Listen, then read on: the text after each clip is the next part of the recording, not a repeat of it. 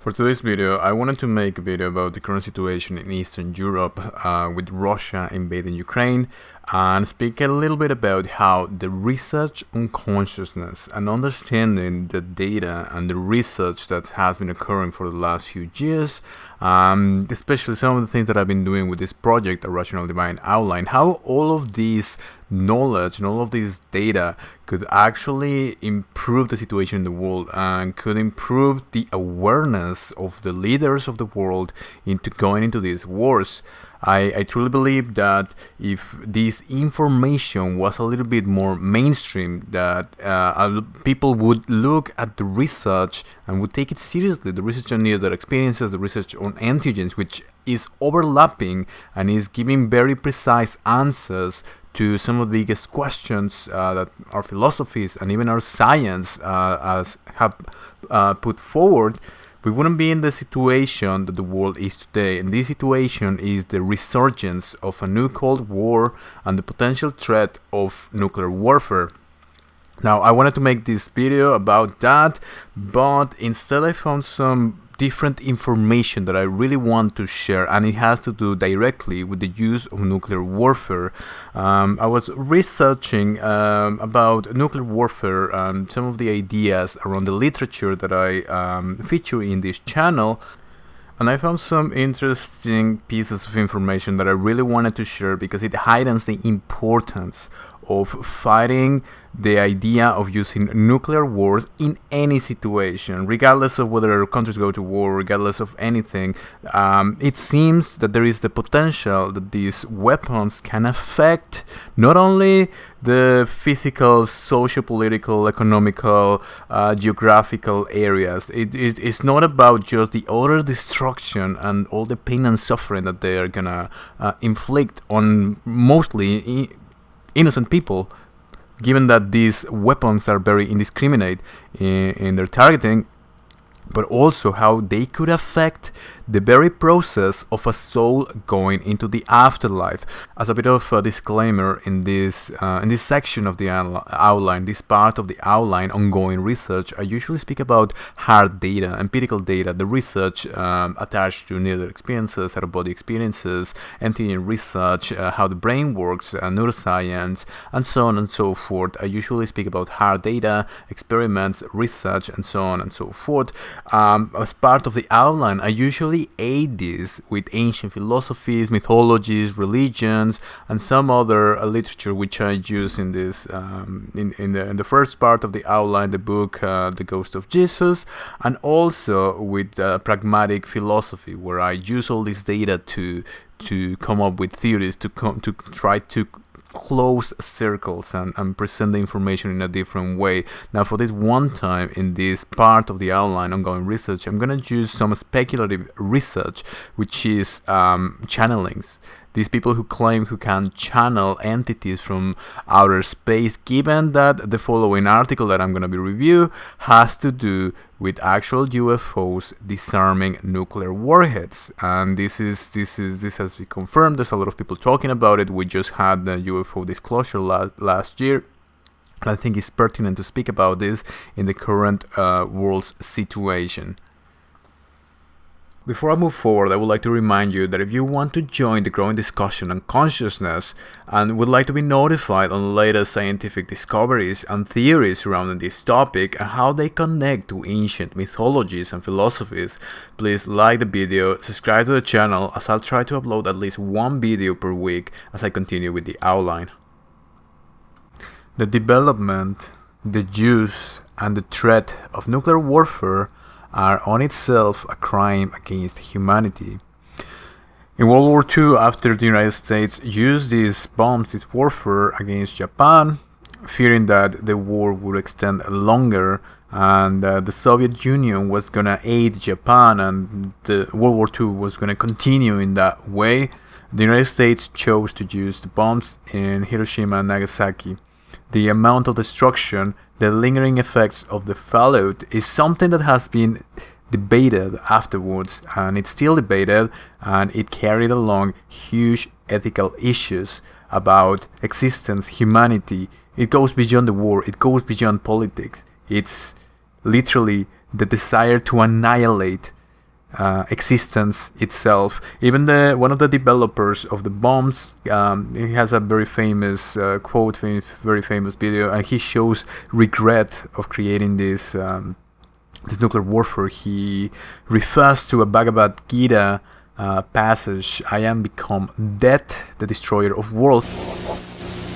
I remembered the line from the Hindu scripture, the Bhagavad Gita. Vishnu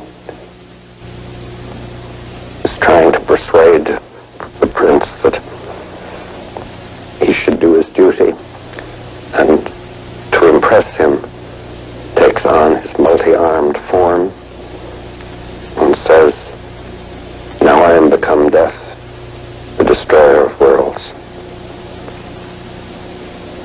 I suppose we all thought that one way or another. Alright, so here's where it can get a little bit complicated. As I said at the beginning of this video, despite the obvious social, political, economical, ethical issues that the use of these bombs, of this warfare implies, despite the suffering, the pain, the very nihilistic view of the world, of a world which uses this type of weapons, there might be the possibility that the use of these weapons affects the path of souls themselves. As I've been speaking in this channel about some of the literature that we have on near-death experiences and out-of-body experiences, on the philosophy that can come from this, some of the literature that cannot be confirmed. For example, right now I'm going to talk about the law of one. This has to do with channeling, what is known as channeling, which is the idea that some people have contact with disincarnate entities who are more evolved. Now, as I said, it all goes together. These disincarnate entities, we can see actual data, actual empirical data of people communicating with these entities through the study of antigens and through the study of near-death experiences. The data is stacking. People are having these experiences, and the reason why I start to integrate all of these things into a rational divine outline, which is this project, is because some of the things that I see from these channelers, from some of the other documents that I've been looking into related to the UFO phenomenon and whatnot, they come together with the modern theories and with the ancient philosophies. So there is a little bit of a speculation here. Indeed, I'm going to be covering the law of one in the future, but for the sakes of this video relevant to the use of nuclear weapons, I'm just going to go with some of the information that I found related to the use of nuclear weapons on our world. So this is a conversation of one of these channeling sessions where Ra, which is the channel, the one who is contacting humans through and explaining them the law of one, speaks about the bombs of Hiroshima and Nagasaki.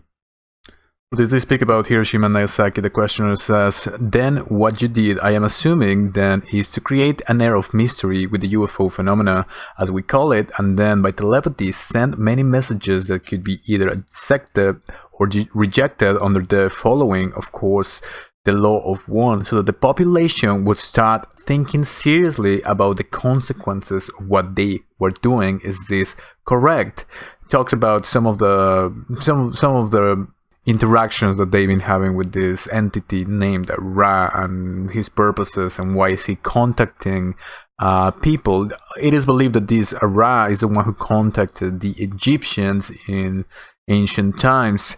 He replies, "I am Ra. This is partially correct. There are other services we may perform. Firstly, the integration of souls or spirits, if you will, in the event of use of these nuclear devices in your space-time continuum. These the Confederation has already done." I believe when they say the Confederation, they're speaking about the Galactic Federation, the Confederation of Light, something of that nature. In the literature, it is believed that there's different races, different planets working together towards evolving, towards proceeding, and in some way they are helping humans at this stage in our development. This is the literature, this is the idea that some of these channelers have been speaking about.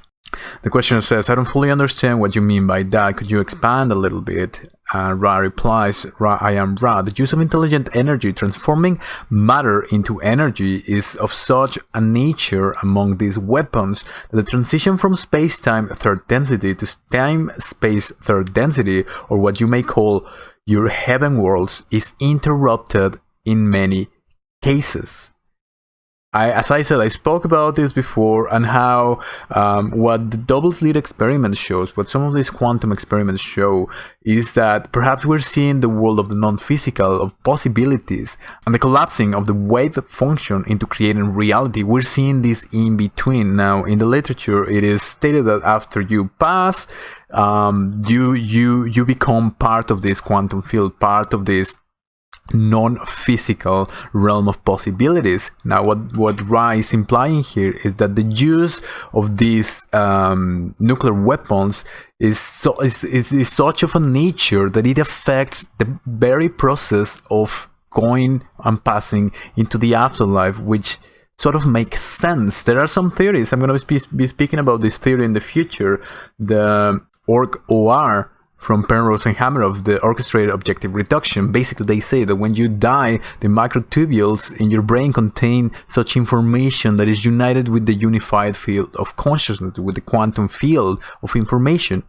So we might be speaking about something real. It's not something separate, the physical and non-physical. It's something that is all together. And what these weapons do is alter the very fabric of reality. Questioner says, could you please give me an example from, let's say, Hiroshima or Nagasaki of how this is done? Ra replies, I am Ra.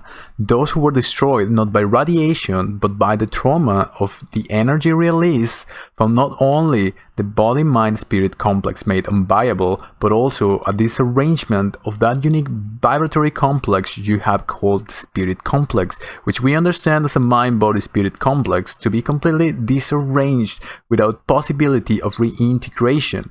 This would be the loss to the creator of part of the creator, and thus we were given permission not to stop the events, but to ensure the survival of the, shall we say, disembodied mind-body-spirit complex. This we did in those events which you mentioned, losing no spirit or portion or holograph or microcosm of the macrocosmic infinite one. Now, one of the arguments that I say is either the people who are making these channelings, channelings up, are either very good at what they do in creating all this, what some people would call nonsense, and they are very smart people talking about very complicated things, or there might be some truth to it, because this idea of the mind-spirit complex is something that people who have been studying out-of-body experiences, near-death experiences, and who have claimed to be able to go into these states at will, claim it exists. They claim that this is what is happening after we die, and we have tons of data that it has begun explaining the process of dying and going into the afterlife, going into the next phase. Now, this is huge. The implication here is that the very power, the way, the nature of this nuclear warfare is such that it affects, at least on the immediate place where it is, where people are affected, in the closest place of the detonation, it might affect the transition into the afterlife for these beings upon where the bombs are thrown. I can barely fathom, I can barely wrap my head around the implications of this. As I said, in the theories, in the study of near-death experiences, it is quite common to have these helpers, these spirit guides who are trying to help, who are trying to guide people who pass on into a different reality, and they are explained things and they are made feel comfortable. This is what this entity is saying, that they are here helping people with some of these things which are happening. The use of nuclear weapons, and it has been used twice in both in the same period in the bombings of Hiroshima and Nagasaki, and they intervened not to stop it, because there is the law of free will, but to integrate the souls of the people who were affected by this event. So we have this channeling here, and we have all the data of near-death experience, having these entities guiding and helping. Also on antigens, you have these entities guiding and helping people. Now, there's another piece of evidence about this phenomenon. And then on that telescope, we could see the warhead, the dummy warhead. According to Jacobs, at this stage the rocket was traveling between 11 and 14,000 miles per hour when a saucer-shaped craft entered the frame. It flew into the frame like this, and it shot a beam of light at the warhead. Now, remember, all this stuff is flying at several thousand miles an hour. So this thing fires a beam of light at the warhead, hits it, fires another beam of light, and then flies out the way it came in. And the warhead tumbles out of space. Now, when the lights came on, Major Mansman turned around and looked at me and said, "Were you guys screwing around up there?" And I said, "No, sir." And he said, "What was that?" And I said, "It looks to me like we got a UFO." As I've mentioned before, it is impossible to continue the research on consciousness and not run into the UFO phenomenon. I've been slowly trying to integrate this research into this project, and all of the links related are going to be below. But this is where it comes useful to know this information. So in the literature of the UFO phenomenon, of abductions, of contact, there's been the idea that some of these races of extraterrestrials which are having contact with humans are often positive, and they have a spiritual message. It's not only about green men from other planets trying to invade. They have a message of what we are as human beings, what we're trying to do here, and how everything works on a larger scale of reality. Now, I'll be talking about this in the future, but for now, one of these messages often is a warning about what we're doing with our planet.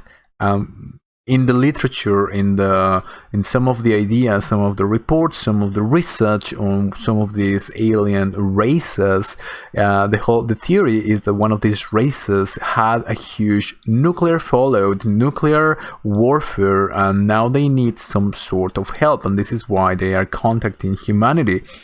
But a lot of the messages are warnings about the use of nuclear warfare, especially and most likely because they have an effect which goes beyond the physical world, which goes into the non-physical world, as I just explained in the previous part of this video. So we do have some evidence and some documented evidence on this. I'm gonna be linking below a link to a YouTube channel by Preston Dennett, who is one of the researchers on this phenomenon, and he's got a lot of published books, and you can find all the information about what he's saying. As I said, this, for some people just finding this for the first time or trying to get into this sort of research or literature, it might come a bit fearful, it might be scary for them, it might be very strange, very mind-breaking, but the information is out there, and just going through it, you are gonna understand what's actually happening. And as I said, I even made a bit about this. Despite the high strangeness of the phenomenon, it all seems to point towards a very positive thing, towards a very positive nature of the universe and us being in the process of evolution, despite high strangeness, despite all this pain and suffering that we might be seeing in the future. So this article right here, ex-Air Force personnel are saying UFOs deactivated nukes. This is common in the reports of UFOs. There has been this claims that there have been UFOs near military bases in different countries doing this type of activity, which is probably because one of the reasons why we started to see the UFO disclosure recently. Now, this article is from September 28th of 2010, 12 years ago as of the making of this video. 12 years ago, the idea of UFOs deactivating nukes was a thing of fairy tales and of pure fantasy, a laughable premise that these ex-Air Force personnel came forward with. Today, this is not so far-fetched, especially since some of the government agencies have accepted and have disclosed the fact that the UFO phenomenon is real. So it goes on, whatever the mysterious lights in the sky were, they seem to have an interest in our nukes. One of the more out-of-the-ordinary press conferences held in Washington this week consisted of former Air Force personnel testifying to the existence of UFOs and their ability to neutralize American and Russian nuclear missiles. UFO researcher Robert Hastings of Albuquerque, New Mexico, who organized the National Press Club briefing, said more than 120 former service members had told him they had seen unidentified flying objects near nuclear weapon storage and testing grounds. Star and Stripes quoted former Air Force Captain Robert Salas, who was at Malmstrom Air Force Base in Montana in 1967 when 10 ICMs he was overseeing suddenly became inoperative. At the same time, base security informed them of a mysterious red glowing object in the sky. Now, this event, you can find it on Preston Dennett's YouTube channel. He's spoken about this event at Malmstrom Air Force Base. And what I found interesting about this paragraph here is the red glowing object in the sky. I personally have had an experience of witnessing a red glowing object in the sky. I was at a party with friends when I was younger. I was just at a party drinking a rooftop patio, and out of the sudden, in the middle of the sky, there was a huge red orb which exploded with red light and then went into the sky. It disappeared, going outside the world. People noticed this. The music stopped.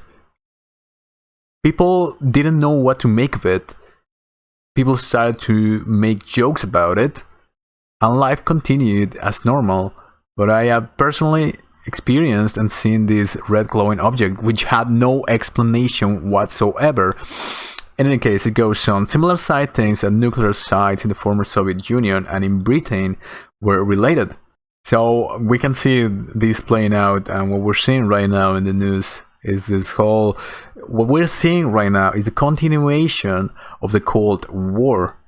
Hastings suggested the presence of such phenomena meant that aliens were monitoring our weapons and perhaps warning us, a sign to Washington and Moscow that we are playing with fire. As he was quoted in the Telegraph, Hastings predicted a paradigm shift in the mindset of humanity owing to the existence of alien life. The U.S. Air Force ended its 22-year-long Project Blue Book investigation of UFO sightings after investigating 12,618 sightings. All but 701 were explained, and the remainder categorized as unidentified due to sketchy reports, a Pentagon spokesman said in 1997. We cannot substantiate the existence of UFOs, and we are not harboring the remains of UFOs, said Pentagon spokesperson Kenneth Bacon in 1997. I can't be more clear about it than that. Now, of course, this is no longer real. This is no longer useful because in 2021, they have confirmed and they have substantiated the existence of UFOs and perhaps something else.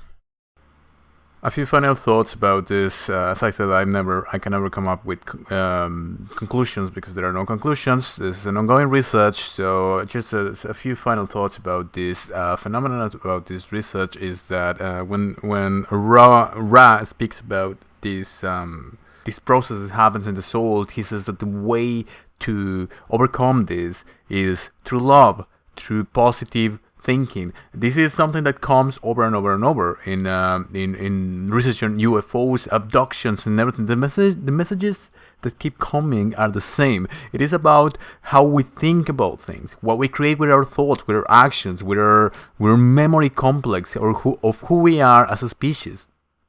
And of course, right now it seems that we are on a path of self-destruction. In some of the other parts of this literature of channelings and so on and so forth, there is this idea that we have done this before. Societies have done this before, which is that our technological level surpasses our emotional, our conscious development, and if we do not evolve spiritually, mentally, emotionally, and our technology evolves past our emotional maturity, we're just simply gonna destroy ourselves because of these stupid wars, which are unprovoked and unscathed, despite of anything that happened in the actual wars. Of course, these presidents, these leaders of states, they have a lot of information. They know about hidden things. They know about counter operations and hidden things. And there's a lot of money and a lot of interests that are involved in the whole thing. I'm not looking at it as if it was not a complex thing, but despite whatever maybe, if they understood who they are as human beings, and if they understood that we are all part of the same energy, as all of the research on consciousness seems to be pointing forward. And the research on consciousness are not these channelings, are not this speculative research. What I mean when I say research on consciousness, I mean the hard data on near-death experiences, the hard data on antigen research, and this, which is just stacking and stacking and stacking and stacking. The reality of what quantum physics is telling us. If they only understood this, we wouldn't be in this situation, but we have people who are not qualified to lead the world into anything. So I'm going to be speaking about this in the next video. I'm going to speak about exactly how the research on consciousness could change the world, because it's not about Putin and whoever is the leader of the West. It's not about that. It's about every single soldier that is fighting as an individual, making decisions and creating karma, not only personally but collectively. And it has a lot of implications that go beyond. If these pieces of evidence which state that perhaps the use of nuclear warfare goes beyond physical matter, which is some of the other, there were other pieces of literature that I did not include in this video. They say that it is not only about the spirit complex, it's literally the warping of reality in a sense, and that affects everyone, which is why these UFOs are supposedly, according to the literature, ready to intervene in the case there's an escalation on nuclear warfare. Likewise, as it is mentioned on that conversation with Ryan, that channeling, there are helpers, there are beings who are trying to help us and who will not allow the worst outcome to happen. Somewhere in forums I read people saying that one of the possible outcomes of having this soul memory complex deleted is simply ceasing to exist as a soul complex and returning to the source, which is what everyone, and according to the literature, what all souls are trying to do in their own way, in their own experience, in their own contribution to the universe.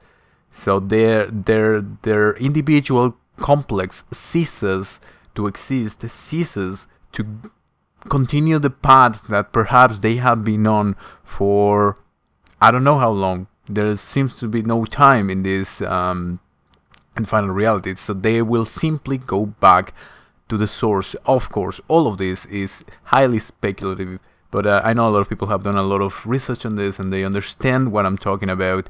So it is what it is. We're at a very difficult time in our evolution, and it is important to put forward every single piece of evidence to come to a conclusion or something closer to a truth.